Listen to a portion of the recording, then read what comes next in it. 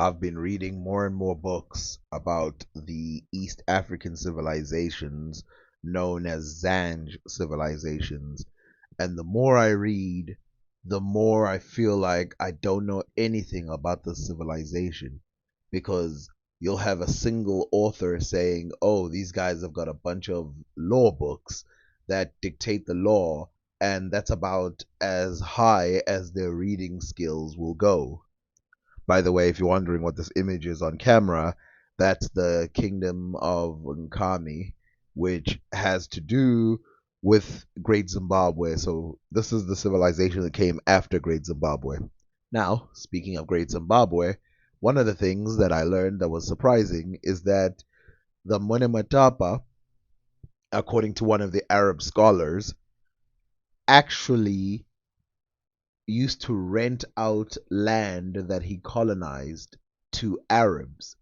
So the Arabs would do nothing to him and his empire as long as they paid and they were allowed to just go mine in a specific location.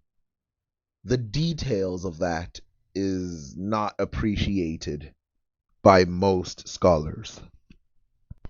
I also have been watching these documentaries about the Zanj areas, and every time they ask a person, a curator, what exactly these people traded, it's the same three items that they keep bringing up. And I keep thinking in my head, are they aware or are they not aware of the stuff that the people kept trading and the fact that there is written record of how amazing it is? Like for example, in my other video, I told you about the Portuguese writing about how the people of Angola would wait for a whale to come onto the shore, after losing a battle or just d- perishing of old age. And then when it lands, they take its oil and they take everything from it. Now, here's a Muslim scholar talking about the same thing and how this thing was highly valued in the Zanj regions. It's a it's ambergris and it's used for perfumes, especially by the Muslims. And so it was traded heavily. Now the Muslims had access to it, but as you will see, it'll write that these people had more access to it than other people. And also, we will talk about a queen that was, let's say, black. She was a black person, but was living in the Maldives and she ruled over 1,000 islands on her own. So, as we can read here, there is a sort of ambergris which is brought on the shore by a fish called the whale, of which we have spoken. When the sea is stormy, pieces of ambergris are thrown up from the bottom of the sea, as big as mountains, or smaller, as we have described. This fish devours the ambergris, which causes its death, and it floats on the surface of the water. When people of Ezanj or others observe the whale, they throw hooks and ropes on it from their boats, open its belly, and take the ambergris. The ambergris found in the belly of the fish has a fotid smell and is known to the perfumers of Il Iraq and Faris. Now, before I put that into context, I'll say, like I said, these people were fully aware of the perfuming of this and they were actually hunting down the ambergris itself. And this guy makes the mistake of saying they eat it and then they perish that way, when in real life a lot of these guys would poison or attack whales, and sometimes they would get them to shore via other fishing methods. I'm not sure. But this is about the woman that I was talking about. She also has access to this ambergris and she owns 1,500, 1,100 and something islands, but this guy overestimates it and calls it 1,000 900 islands. But he was trying to correct the other Arab scholars who said there was 2,000 islands. And he was like, absolutely not. 2,000, no way. I've seen them. There's no way there's that many. Under the name of El Amd, but that which is found in the back of the fish is delicious and exquisite. Its quality depends on the length of the time which it has been in the entrails of the fish, between the third sea, which is the sea of Horkan, which is, you'll see, and the sea, which is the sea Ladiwa, are many islands, and they from the division between these two seas, some say there are about 2,000, but in fact there are no more than 1,900, every every of one which is cultivated. All these islands are ruled by a woman, for it is an ancient habit with them not to have a man as a sovereign. Now, this is true during the time of this writer, who is Al Masudi, which, if we go to Wikipedia, we can see that about 400 AD to about 900 AD, which was when it was written. Now, put that in context. That's also when the Zanj thing was written, about 900, just before 900 AD.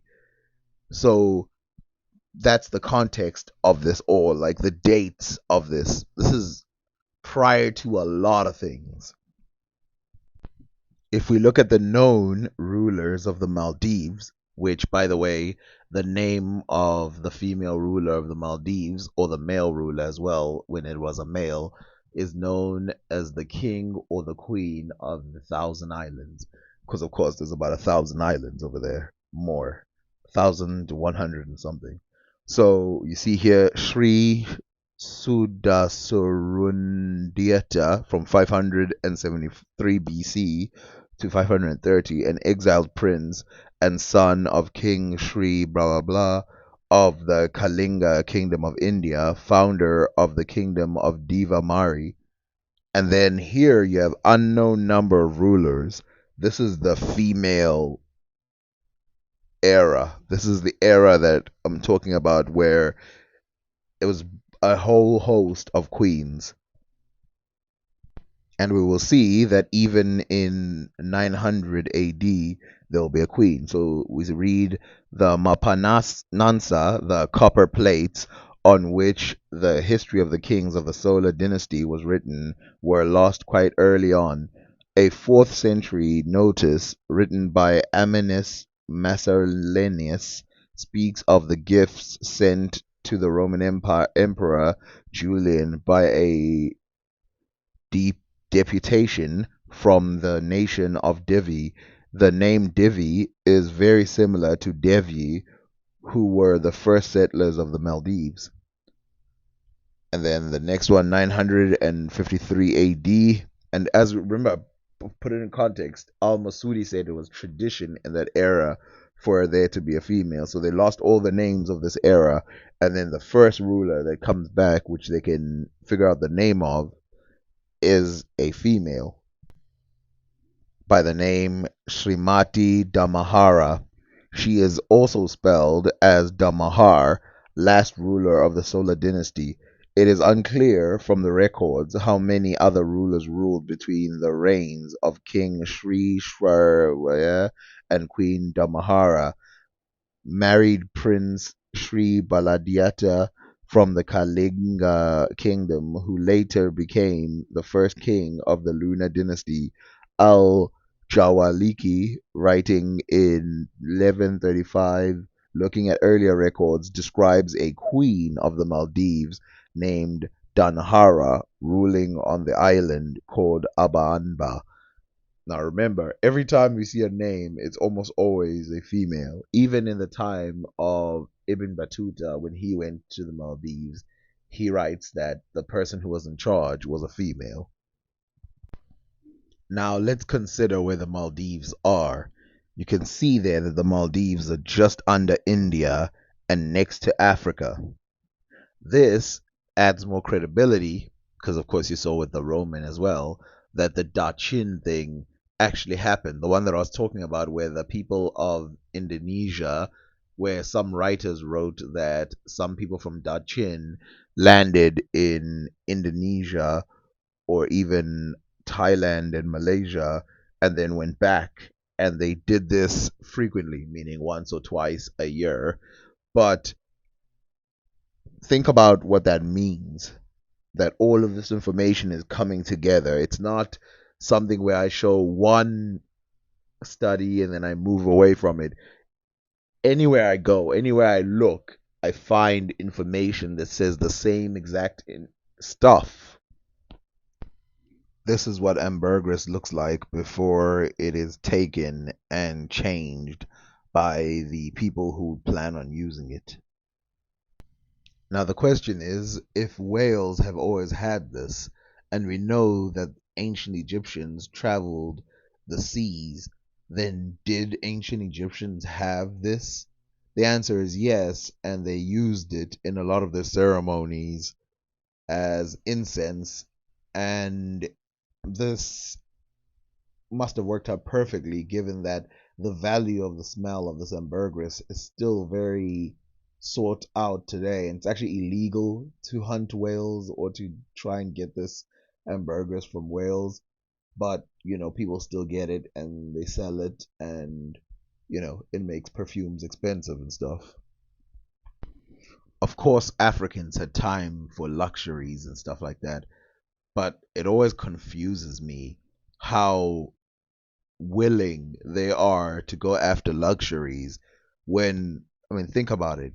Some tribes in Africa, though they had farming, a lot of the farming was not necessarily for food, and so they would go hunting all the time. And so when you think about it, like, you have to wake up every day, farm, possibly hunt, and also you have to do so many other things, and then they have time for these small luxuries that they would manipulate from time to time and use to their favor and trade with nations so far away. There's something about that that is, I don't know, it makes you realize how easy or much easier life is in the 21st century with, well, at least for the people who don't have to deal directly with the animals and other things that we used to do in the past. It also makes it difficult to tell the tales from back then because you almost have too much comfort today to remember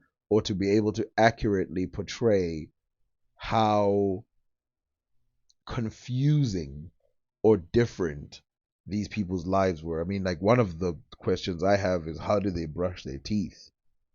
I mean, I know that they use some roots and stuff like that that they take and they just shove in their teeth. But again, it's like, what? How did they figure that out? Considering, like, today, most of us can't figure nothing out.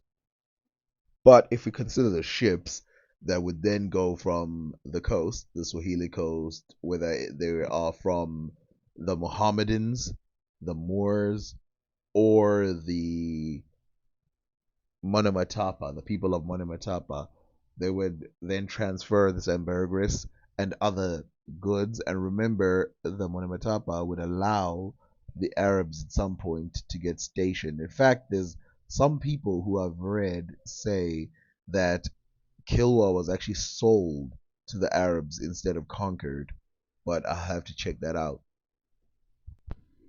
Also, reading carefully and learning carefully about the kingdoms that were in the east and the west, I start to realize how connected the east and the west were. Like, for example, if you look at this Monematapa, if you look at it, the pink shows its territory, and that's close enough to almost all the areas that I was talking about that they had these stone circles of that area. And so I start to realize that their power was actually bigger than I thought at one point, and that Angola and any of those states were really small compared to the power of the Monematapa. Now, when these Arabs traded with the Monomotapa, they didn't have direct access to him. They just knew of him through his servants, through his traders. And this is true also for Angola, because of course his main thing was stationed in Zimbabwe. So he's not traveling from Zimbabwe to Kenya or from Zimbabwe to Angola. Those trips are ridiculous. He's mainly staying in that area. But think about that, from Zimbabwe to Angola. That's where his power is. And in fact, I remember reading one of those guys saying that his power went all the way to the Cape of Good Hope. Another interesting thing is, completely unaware and completely unknown to the people who are Zanj living in the coast, is at the exact same time there was the Zanj rebellion kicking off. Zanj rebellion, by the way, as described by Al Masudi, is crazy. Them taking over city after city after city, people sending from different nations, sending people after people after people, them making deals with Arabs, well, a certain type of Arab, in order to, have a strong power, and these guys just holding on for year after year after year with uncontested. And it was only after they got weakened at some point that they started losing power. Now, keep in mind, now let's keep this in mind, because I want to make sure, again, when I start the story of the Kingdom of Congo, that we're getting our timelines right. This is about 600 years before the Portuguese even knew that any of this stuff was happening. Now, I want to preface that. I want to put a sort of statement with that, which is the European Portuguese. It wasn't until at that moment that the European Portuguese knew what was happening, but black Portuguese, Arab Portuguese, and even Indian Portuguese people who would frequently take ambergris from this coast and send it to Portugal, which happened when they were in charge of those regions. They knew damn well what was happening. The people who were left out were the European Portuguese. Now, they burned a lot of the books, so they could have just easily read the books and found out that information. In fact, a lot of them did have speculations about that information. But when they got there, it was nothing like what they thought. And reading information can only get you so far. Let's be honest. If you go to the Swahili coast, if you go to any beach, when you stand there, no matter what anybody tells you, when you stand there and you stare, it feels way heavier than reading about it. Anyway, let's get into this video that explains similar words from the 1600s that were written down in a three-way dictionary, and how they still are similar to words that exist today in the Zulu and other Nguni systems, and even other Bantu systems. Words for like tree and water and dance and walk and stuff like that. It's kind of crazy considering that, you know, like I said, I was surprised to find this dictionary. The fact that it existed, when most of the time you're told that the oldest dictionaries are from the 1800s. This, of course, the reason why I care about this dictionary is because it will tell me way more about my culture. In I like reading between the lines more than them telling me what they believe, because a lot of times people lie. It's almost like Christianity, right? If someone says they're Christian, you can already tell a couple things about them without them telling you. And all you have to do is ask questions, and you realize what type of Christian they are very quickly. But if they tell you, they're going to tell you that they're all about love and stuff like that. But it's only when you start to say, what do you think about doing this on Sunday? Or that's when the truth comes out. And that's what I want to see from the dictionary. Can it tell us more